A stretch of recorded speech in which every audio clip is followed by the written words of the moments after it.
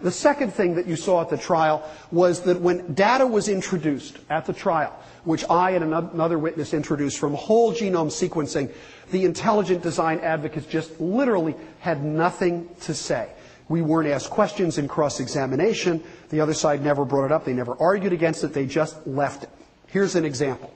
Many of you may know that a few months ago, the genetic code of the chimpanzee was published. Therefore, we can compare our genome to these primate relatives. What do we find? I want to show you one striking finding that dates to about a year ago. You all know that evolution argues that we share a common ancestor with the great apes, the chimpanzee, the gorilla, and the orangutan. Well, if that's true, there should be genetic similarities, and in fact there are. But there's something that's really interesting and has the potential, if it were true, to contradict evolutionary common ancestry. And that is, we have 2 fewer chromosomes than the other great apes. We have 46, they all have 48. That's very interesting. Now, what does that actually mean? Well, first of all, the 46 chromosomes that we have, you got 23 from mom and 23 from dad. So it's actually 23 pairs. These guys have 24 from each parent, so they have 24 pairs. So everybody in this room is missing a pair of chromosomes. Now, where did it go? Could it have gotten lost in our lineage? If it got lost, if a whole primate chromosome was lost, that would be lethal. So there's only 2 possibilities. And that is, if these guys really share a common ancestor, that ancestor either had 48 chromosomes or 46.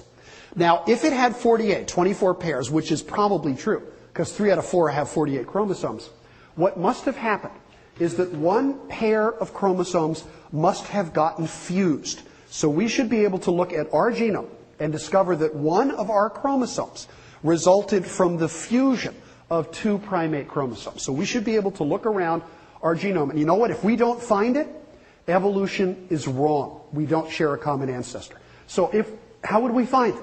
Well, biologists in the room will know that chromosomes have nifty little markers. They have markers called centromeres, which are DNA sequences that are used to separate them during mitosis, and they have cool little DNA sequences on the end called telomeres. What would happen if a pair of chromosomes got fused?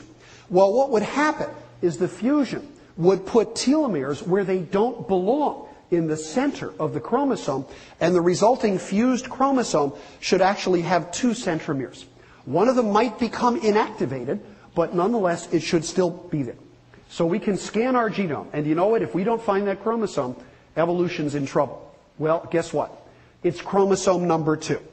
Our chromosome number 2 was formed by the fusion of 2 primate chromosomes. This is the paper from Nature a little more than a year ago. And I put up a little of the paper. I'm sorry it's technical, but look at what it says. Chromosome 2 is unique to our lineage. It emerged as a result of the head-to-head fusion of 2 chromosomes that remain separate in other primates. Those of you who have not kept up with how much we know about the genome should pay attention to this, because you'll be amazed at how precisely we can look at things.